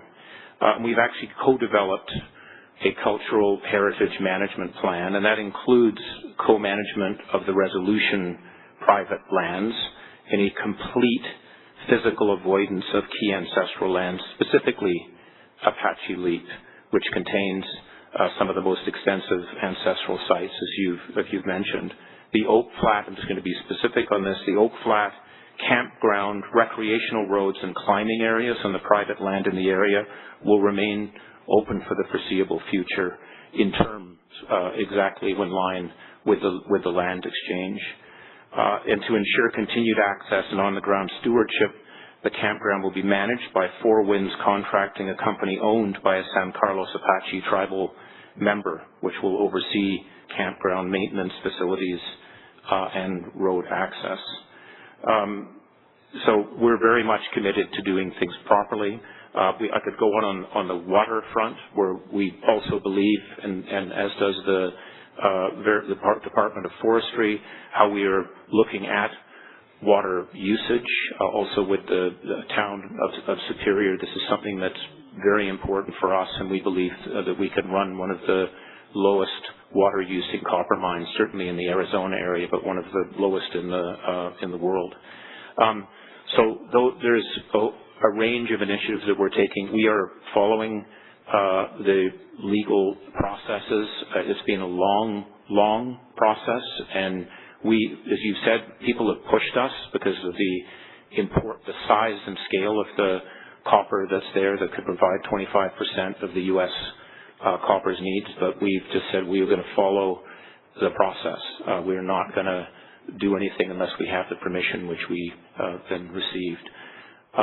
So that would be my initial comment. You mentioned you wanted to have a follow-up, so please, just one more I'll give you. And since you've flown all the way to London and we're not there to see you in person, one more question, and then I may get Katie to follow up on it. Let me do that when Katie has her response. Ask your question now, please. It was a follow-up. The question would be, let me just say this. Slavery was legal in the United States for a long time, and slave owners followed the legal process. Just because you can do something legally, while you put your fingers on the scale, while you lobby for land exchanges, while you tip the courts in your favor, doesn't make it right. Katie, do you want to make any commentary? The only things I'd add is just, Roger, to thank you for coming and asking questions and being present in London. I am sorry that we couldn't meet with you there this week, but we have extended the opportunity to meet with our Head of Growth and Development, Adam Burley, who was down there. And then also I think our team at site who do engage with you are also very keen to have you there to take your questions. I would just echo some of Dom's comments. I think in particular this project has gone through one of the most rigorous consultation processes of any project at this stage of development. And I think we have made changes to the mine plan and changes to the land exchange on the basis of the feedback that we've heard from the communities and the tribes. And in fact, we've reduced the acreage of the land exchange by 830 acres. So we have been engaged in a very long and extensive consultation with all of our communities. I think just the only other points to make are around the water supply. We recognise that water is scarce, but as our environmental impact statement has demonstrated, the Forestry Service have emphasised that there is adequate supply for all the uses foreseen for 100 years. But we are very committed to making this one of the lowest, if not the lowest, copper mining consumers from a water perspective. So we are committed. So thank you for your questions. Thank you again, Roger. We'll follow up specifically again just on getting a meeting to get it together and so forth with Simon and myself if you'd like. I'd like to go online to the Lumi system. There's a pre-submitted question which I'm just going to read. Is that all right, Tim? And it's just to give you a heads up. It's coming your way, Graham, on the KPMG side. It's from Mr. Stephen David Main. Question for the auditor on Resolution 15. And it may be worth mentioning what Resolution 15 is, Graham, when you respond. KPMG replaced PwC as our auditor at the beginning of 2020. When is the next competitive tender for the audit due to be held? Also, could our new audit signing partner, Perth-based Graham Hogg, outline how he has found the handover from Adrian King, the outgoing KPMG partner who signed the full year accounts in February this year? How involved has Graham been in past audits? And what was the process through which he was selected to be the new signing partner? The chairman said he visited 18 Rio sites around the world over the past 12 months. How many sites is Graham Hogg likely to visit as audit signing partner over the next 12 months? And how many has he visited in the past? Sharon? If I could start the response, and then I will just ask Graham to comment on the site visits he's had. So the audit did change hands to KPMG in 2020, and the next competitive tender will be for the year ending 2030. We have to review and select auditors every 10 years. But every 20, we definitely have to change. At the 10-year point, we can just review and we could determine that we would stay with KPMG, but that is something that the Audit and Risk Committee will be going through in due course, likely to be in 2028, early 29, to get that decision made. Just to clarify, Adrian King, who is also here, has been doing the sustainability assurance work. He was not the audit partner. Trevor, who is here, was Graham's predecessor, and Graham actually did the work for 2025, so he has already been the audit partner for this year on Limited. We also have an audit partner in London who is responsible for the PLC side, so it's a dual signing process. Hoggy, would you like to comment on sort of your experience at site visits? Because I know that you go around the business and ensure that you understand it. Thank you, Sharon, and thank you for clarifying a few of those points. And thank you, Mr. Mayne, for the question to the auditors. I appreciate that you've taken an interest in the audit. Just to clarify also, as lead partners, we are required to rotate after 5 years, hence the rotation from Trevor to myself over the last year. In terms of the process that we undertake, there's a detailed process we go through internally at KPMG to make sure that we are selecting and putting forward the right candidate through to management and ultimately the audit committee to make sure that they are comfortable with who we're putting forward. And as part of that process, I did get to meet with several management and several of the board in an interview-like process in terms of the handover. What happened through 2024 with Trevor is I shadowed him towards the end of his last year just to make sure that I was getting that understanding of the company and making sure I understood the key positions which were being signed off in 2024. I had no involvement at all in the 2024 audit and took that up from 1st of January 25, and as you said, Sharon, audited it in 2025.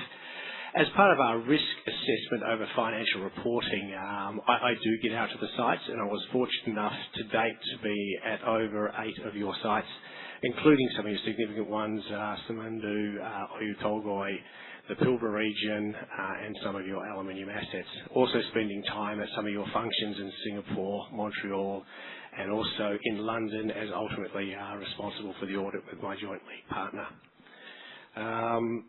What have I missed there, Mr. Chair? I think I've answered. Thank you, sir. Yeah, thank you. It's not usual you get called on like that, but thank you for being willing to do that. I now want to go to London, and I think it's 2, and then we'll go, to Perth, number 2, and then we'll go to London. Sorry, 2 here in Perth. Oh, wow. Okay, cool. Sorry, I thought we were going to London. Okay. So today I stand here authorised by my Robe River Guruma elders to talk about water and what has been happening on our country. My name is Jason Masters. I am a proud Robe River Guruma man, and I speak on behalf of my Robe River Guruma people. 2 years ago, at your Brisbane AGM, we stood before this board and pleaded with you to stop the unsustainable water abstraction of Bungaroo Creek, abstraction that is killing our country. Since then, Rio Tinto has acknowledged these impacts are now not sustainable and has progressed with a desalination plant, now nearly completion. But we're here to make it clear it is not enough. It will not stop our country from dying if Rio Tinto continues its groundwater abstraction. In the 2 years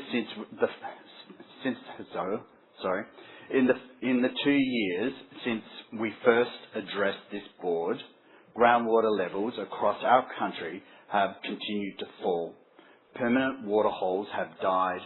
They're gone. One of them is Yarra.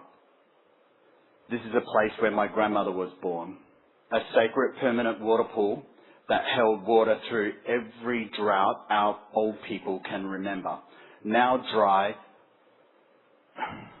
for the first time in living memory. Even after heavy rainfall from Cyclone Narelle, it remains dry today. Along the Bungaroo Creek and Jimawatta Creek, great stands of river gums have died. These trees that stood when our grandparents were born are gone. They cannot be brought back. Rio Tinto will say that a desalination plant solves this. It does not. You will continue to extract groundwater from the Bungaroo aquifer after it is operational. This is only a partial solution to one bore field, while another bore field continues to drain the same aquifer system. Your southern cutback license for Mesa J allows abstraction of up to 30 gigalitres per year, with no public commitment to reduce it. This is only the beginning. Rio Tinto also plans to mine our sacred Bungaroo and Jimawatta Creek. We sat with our old people when they told Rio Tinto very clearly that they did not consent to mining at these sacred places. Before they pass, they've told us we must protect country.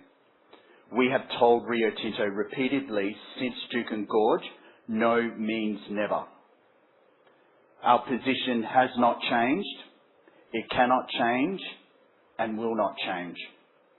So today I have 3 questions. Question 1.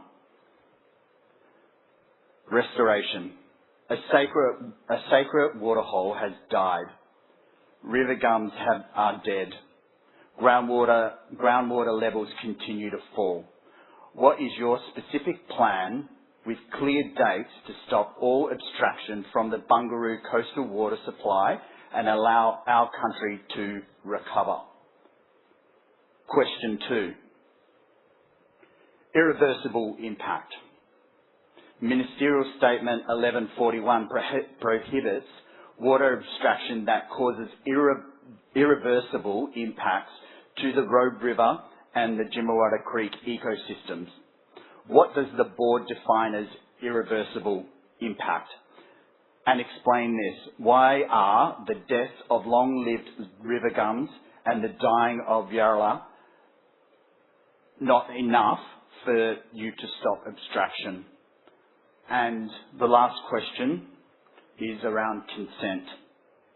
After Juukan Gorge, this board committed to a values-driven approach and to free, prior, informed consent. The Robe River Guruma people opposed mining the Bungaroo and Jimawatta. Always have, always will. Will this board commit today that Rio Tinto will not mine these areas without our free, prior and informed consent? This is a moment of truth. A yes today shows you have learnt from Juukan Gorge. A no or silence tells our people, your shareholders and the world that nothing has changed. Thank you. Thank you, Jason, for your comments and also your 3 questions that you given to us. I also want to thank you for the time that you and Kelly and Anthony spent with Matt and Caitlin and I on Monday, where you were outlining this. As you know, we're in pretty serious discussions on all the different elements of how we could possibly work together as we go forward. And there's a number of different components to that, which we're keen to pursue. And again, I might draw on Matt on this as well. I would just say, first of all, I think we did listen from the Brisbane session in terms of the commitment on the desalinization. We're doing everything we can to try and get water back into the system, and that is well underway to do it. We totally recognize the challenges that are there, but as you heard us talking about on Monday, we're looking for all different ways where we can just reduce dramatically the use of the water from that aquifer.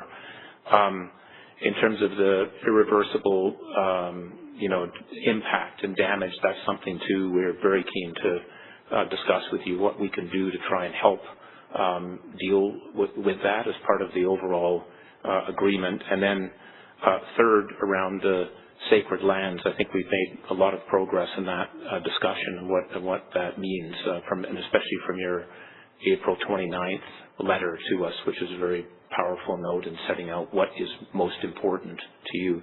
But Matt Holtz, do you want to add anything to that? Thanks for your question, Jason, and also I acknowledge that you've come here today to represent your people as well. So thank you for that. I just want to start by building on the conversation that we had earlier this week to recognise those issues. And I very much understand in terms of water, it's not just a resource, it's life, and it has a very deep cultural and environmental impact. And certainly we have done a lot of work to reduce our obstruction, and with the desalination plant coming online in the second half of the year, that will further reduce the obstruction as well. But I also commit to making sure that we engage in very transparent conversations with the Robe River Guruma people on how we are going to go forward with a sustainable approach. Also acknowledge that government will need to be involved in those conversations as well, as that aquifer also supplies local communities as well. But in terms of that ongoing dialogue, you certainly have our commitment that we want to work towards a solution there. And I also just want to reference your point on the Bungaroo Cultural Precinct, the importance of your people, not just in terms of environment, but particularly in terms of culture. You've made your position there very clear, and we certainly acknowledge that position as well.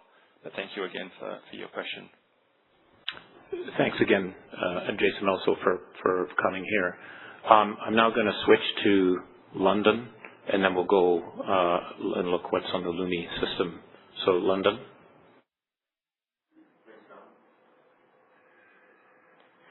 Hello, my name is Richard Solly. I'm a shareholder, and I have questions about the company's lithium operations in Chile.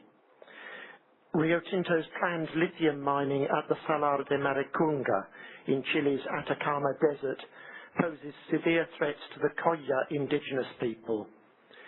These questions are from the National Council of Colla Peoples. Given that Atacama is an area of extreme water stress, where life and the ecosystems of the salt flats depend on limited aquifers, what concrete, measurable and independently verifiable assurances can Rio Tinto provide that its current or future operations will not extract fossil water or continue to deplete our territory? In international forums, Rio Tinto projects an image of leadership in sustainability, but in the Atacama Desert, we can see how our biodiversity is under threat. How does Rio Tinto justify this double standard? And what direct and transparent mechanism will the company put in place to enable the Colla people to demand genuine redress for the socio-environmental damage inflicted on our territory? And finally, with regard to Rio Tinto's investments in Chile, and specifically the consortium currently being formed by Codelco for lithium mining in the Maricunga salt flat, is Rio Tinto aware that the location of its project works is threatening one of the country's most important sites for the nesting of flamingos, which are classified as vulnerable by the International Union for the Conservation of Nature? What specific measures is Rio Tinto taking to ensure the protection of ecosystems housing protected species? Thank you very much for your question and comments, Mr. Solly. I just want to clarify for everyone or be more specific about where this area is in Chile. The Salar de Maricunga and Salares Alto and Andidas lithium projects are both early stage developments. They're led by Codelco and Inami respectively. They are at an early stage, and there are ongoing studies to figure out what the development option should be. We are working there, as you mentioned, with our partners Codelco and Inami, and are very aware of the sensitive environments where these projects are proposed to be built, especially in terms of water use, the flamingos that you mentioned, the impacts on the Salar, and also on the local communities. Through the many conversations that our team has had with community members and the local stakeholders, we recognize that there's a lot of trust and expectations that are being put on Rio to develop these projects responsibly. I would just point out that we were selected for being involved in this based on our technological and operational know-how. The work that we are doing on DLE and other ways of reducing water in the extraction of lithium, we are seen as leading edge on that, and we are very committed to building, again, a strong, respectful partnership there. I don't know, Jerome, if you want to add anything to that. Jerome Pecresse, who leads our aluminum and lithium business.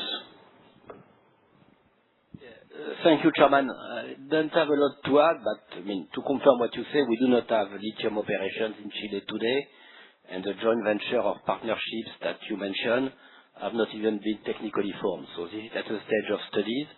We clearly are well aware of the considerations you brought forward and are looking at, if these projects happen, how we minimize the impact on the environment. As a data point to echo what the Chairman said, when we do projects in lithium in Argentina today with our latest technology, we have reduced by a factor of 2 the amount of processed water that we use for lithium extraction.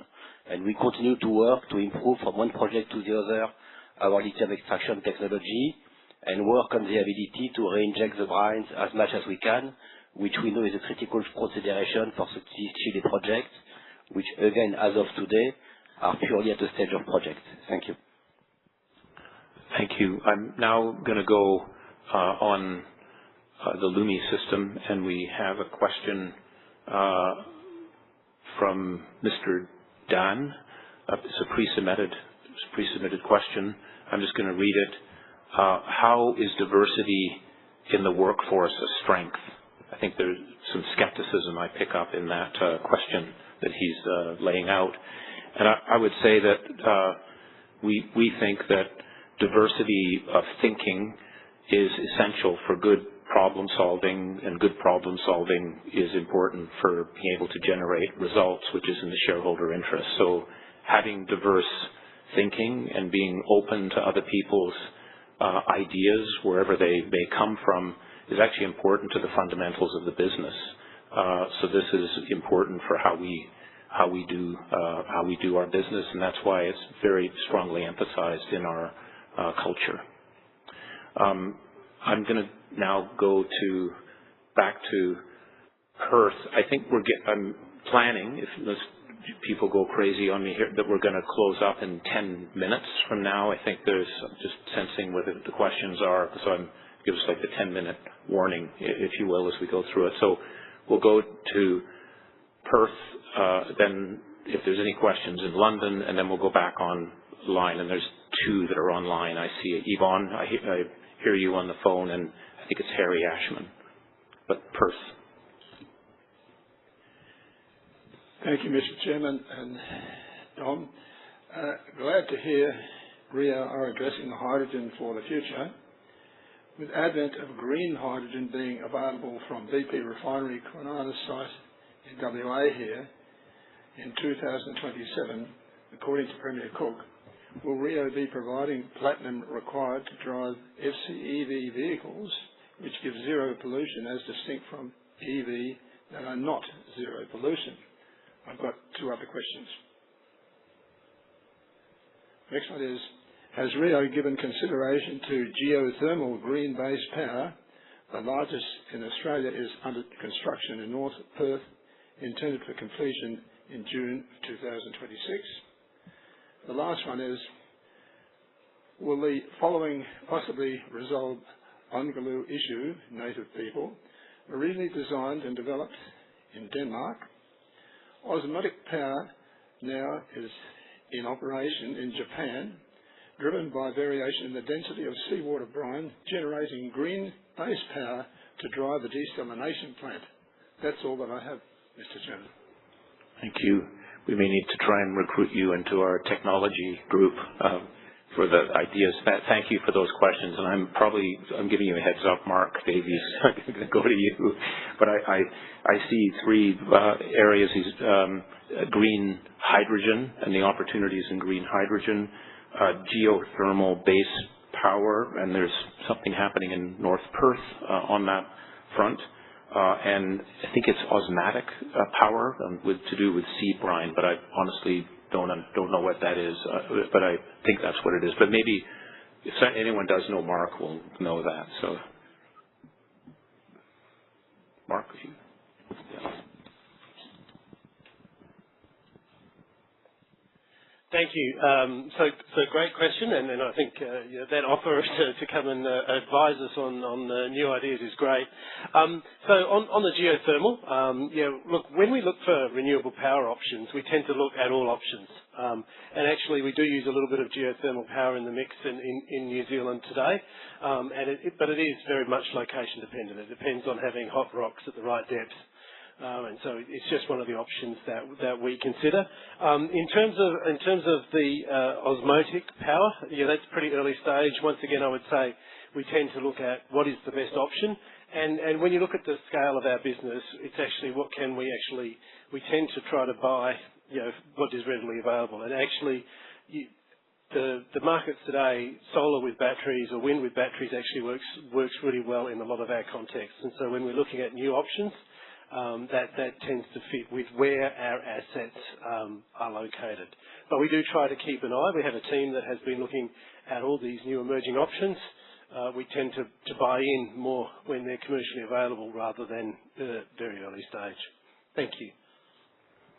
Thank you. So maybe we can follow up too in the foyer after on some of the other dimensions. Joff, I'm going to London. I'm not sure if there are any more questions from London. No, Dom, I think we don't have any further questions in London. Thanks. Thank you. Perth, and then I'm going to go to the two remaining online questions. Thanks so much for taking my question. My name's Mia. I'm from the Mineral Policy Institute, and I just wanted to take this opportunity with the full board here in Perth to speak a little bit about the Ranger uranium mine, which has been one of the longest standing issues for Rio in Australia. The Ranger uranium mine sits within the Kakadu World Heritage listed National Park, and would like to thank and acknowledge Rio's response and commitment to finance the rehabilitation of that mine. It's one that is both an important commitment, it's one that is a legal requirement, and it's one that Rio, I think, will be long judged on the outcomes there. So just want to acknowledge that commitment. I also actually had a question from a group in Serbia, again, about a lithium mine where the community has had some long-held resistance to the proposed lithium mine there because of water, nature, and impact to the agricultural community. And I suppose the question really, and I think it stems from the response in the mines in Robe River. We heard about the Oak Flat proposal. We've heard about resistance in Chile, and hearing about resistance in Madagascar and in Serbia. And I suppose the question to the board really is, mines in Bougainville and Ranger, where there was no consent a long time ago when those mines were formed, a lot has changed. What is Rio's view and position on how to treat concepts internationally on free, prior and informed consent, and how does the board respond to long-held community resistance because of concerns around water, environment and impacts to local economy and industry? Thank you. Thank you. Let me just start with a couple of things on it. First, on Ranger, as you mentioned, on our ERA, I just want to reiterate again, and we've said that every single board meeting that I've had the chance to be at, is that I'm going to make this statement to make this very, very clear.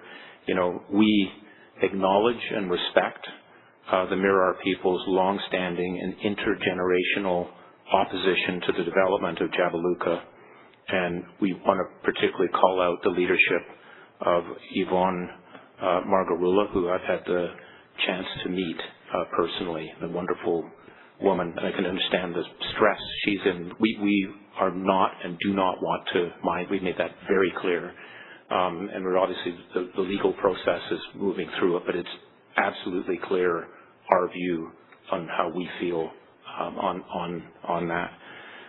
As it relates to Yadar, you will have noticed that that's on care and maintenance. It's a terrific lithium asset, but we're not focused on that. We're focused in Argentina, in particular, Quebec and other parts of the world, but that's on care and maintenance. I also just want to clarify something back to the Bougainville, that was not as though there was not permission. Remember what happened? There was a civil war. We were running for the hills to get out. That's why there's no people that were there. I said, let's not. I think it's very important we have the facts on the table on this.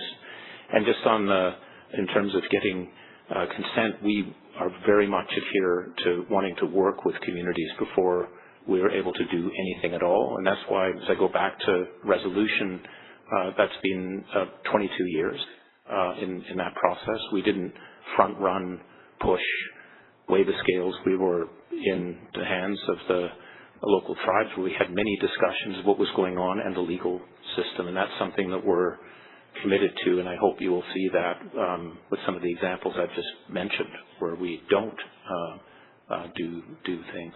So I hope that gives you a bit of a sense. I'm going to shift then to the two remaining questions which are online. Yvonne, I think you're on audio, and then we'll go to Harry Ashman on audio. So Yvonne, over to you. Thank you, Mr. Barton. Can you hear me okay? Very well. So my name is Yvonne Orengo. I'm an individual shareholder working with civil society in Madagascar. Mr. Barton, you've told me in the past that there are different interpretations to water data at QMM Madagascar. I agree, and in fact, it is really hard to come to consensus on water analysis when Rio Tinto withholds important data. And I'm speaking here of the independent water studies by WRG and WSP that you promised to your shareholders and civil society at your AGMs between 2022 and 2025 and in dialogue. These reports relate to fish deaths that followed two QMM tailings dam failures in 2022. Now, you've not honoured the promises, and instead of full transparency, the QMM 2025 water report that you mentioned earlier shares only selected summary findings, apparently from the first WSP water sampling. But we cannot and have no way to interpret these findings because neither the raw data nor the actual external provider's report that clearly you now have been made available. This is not transparency, it's another broken promise. The executives who made the transparency commitments on these reports have left Rio Tinto, and there's no successor appointed to address this accountability matter. Nevertheless, I'm speaking to the board now who has a duty to communities and shareholders to ensure that transparency is fulfilled. The board must be aware, should be concerned, as should Rio investors, that this transparency is lacking and that it seems QMM chooses what to share openly. And by that, I'm talking about it chooses its own baseline data, and from a contaminated period, it never uses pre-mining water data in its analysis. The report that you've mentioned, highlights positive results, and Rio Tinto and QMM emphasize, as you've done today, fiscal investments in Anushi, while downplaying or distracting from worrisome issues, such as, in terms of the water, high conductivity that exceeds Malagasy regulatory limits, that QMM has no long-term solution to managing the toxic waste sludge from the new treatment plant, or will say exactly what's in it, that there's still 1 million cubic meters of untreated water being released by QMM with no data to tell us of that impact, that there is still nothing to explain the 2022 fish death, which was in fact the whole purpose of the WRG and WSP studies. This situation is not conducive to consensus. It is not transparency, and however much other data you share, this is highly selective management, and selective is biased. It is not scientific. The Malagasy people have been waiting for answers on this and many other things, as you heard earlier, for a long time, and there are pages of unanswered technical questions I can testify about the water management at QMM. But today I'm asking the board simply, or yes, no, will you commit today to release the WRG and WSP reports as you promised to shareholders and within 30 days? It's a yes, no answer. And if no, What is the reason for continued withholding and lack of transparency on these studies and reports? And who in Rio Tinto senior management is now accountable for decisions related to transparency reporting and community accountability at QMM? Because I can get an answer from nobody, including at the highest level. When can we expect, this is my second question, when can we expect full written, not verbal, complete scientific explanations and answers to questions posed about the waste management at the new treatment plant, as have been previously and repeatedly requested, including the EIA, which no one has seen yet and is a prerequisite for changes to the QMM project? And thirdly, importantly, what is the status of the strategic review of QMM, including any potential sale of the operation? How will the board reconcile a possible change of ownership of QMM with these and multiple other unmet transparency and reporting, as well as other social and environmental commitments to the Malagasy communities? Thank you. Thank you, Yvonne. And I may ask Bull to come in on this as well. And the first is that on the water usage, we have released the reports. I'm not aware of us hiding anything. I would, not to be provocative to you, I sometimes get the sense, because you've had many of these conversations, if the data doesn't come out the way you like, that concerns you. And I'm just going to say, let's look at the data together. I'll ask Bold about that. Bold Batar, by the way, is the executive who's in charge. That has been made public because, as you said, this asset is something that we are wondering whether we're the best owner of. We still own it. We're serving customers. We're focused on having good relationships in the community and with our employees and so forth. Nothing has happened in terms of a sale or move, but it's that, as well as our Boritz business we've mentioned, that we just want to look at is whether we're the best owners of that asset. But there's full commitment, all the investments we will continue to operate on. And I might point out that the employee group in QMM happens to be one of the most actually engaged groups in the entire Rio Tinto system, just to give you a sense of the leadership commitment on that. But Bold, do you want to make any comments?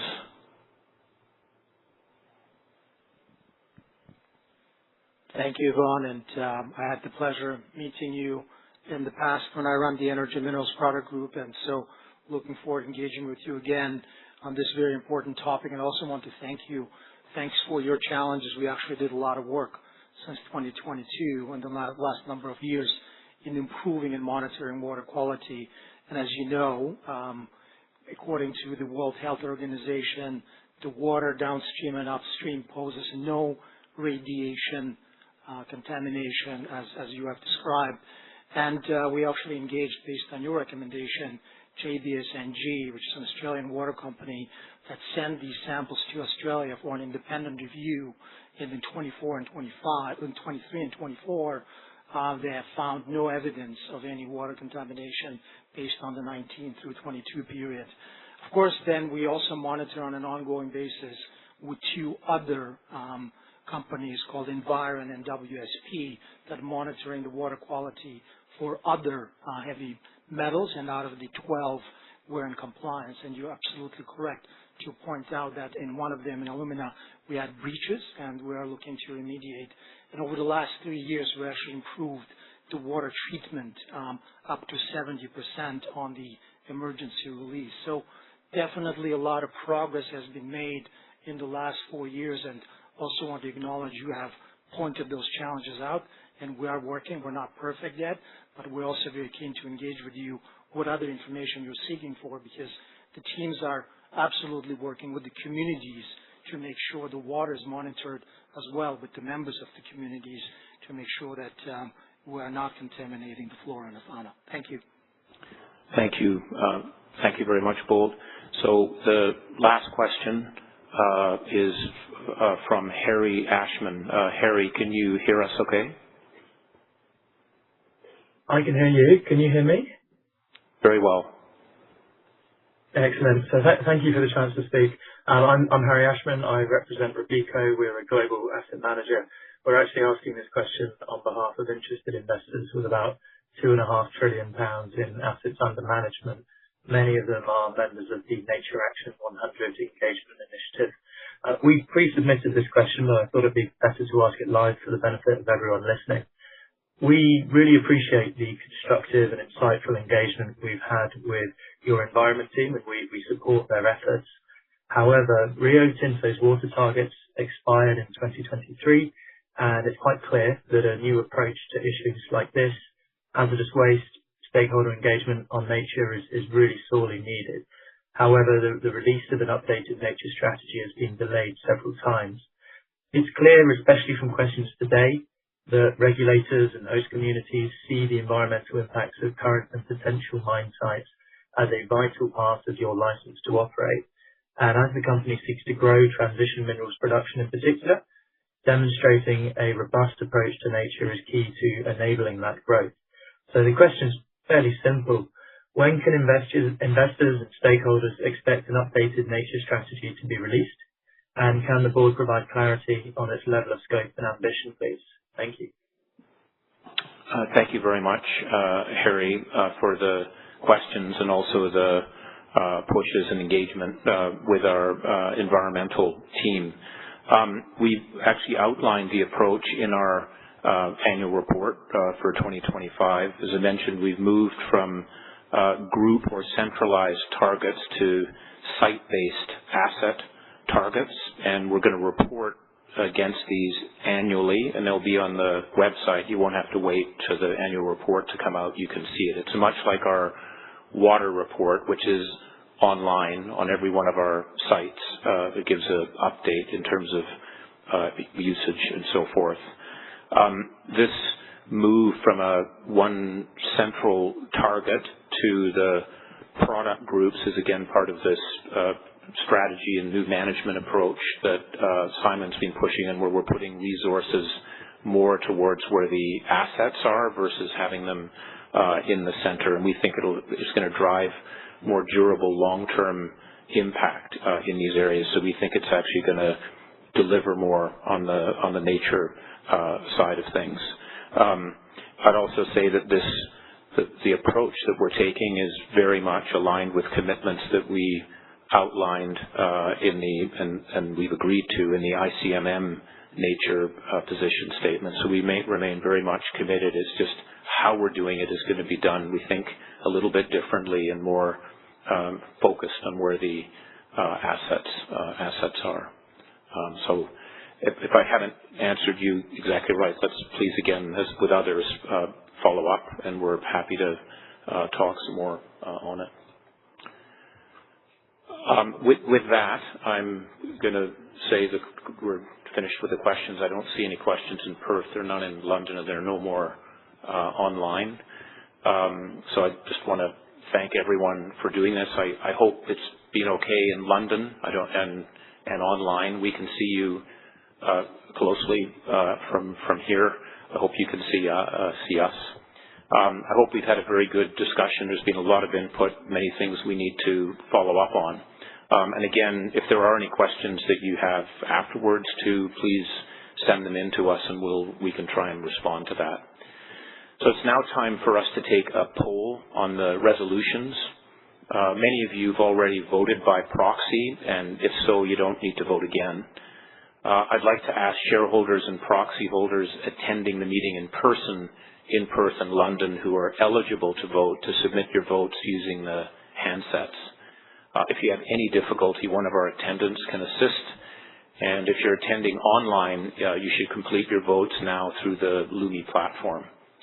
The polls will close approximately 5 minutes after the end of the meeting. Christopher Dedrick from Computershare Investor Services has been appointed as the returning officer for the poll for Rio Tinto Limited, and Computershare UK will act as the scrutineer of the Rio Tinto PLC poll. The poll's results will be announced as soon as possible after the meetings and will be posted on the Rio Tinto website. So that brings us to the end of the proceedings, and on behalf of the board, I'd like to thank you all for your participation and continued support. I hope those of you in Perth will join my fellow directors and members of the executive team for some refreshments in the foyer. And for those of you in London, please enjoy a light lunch. And I now declare the meetings closed. Thank you very much.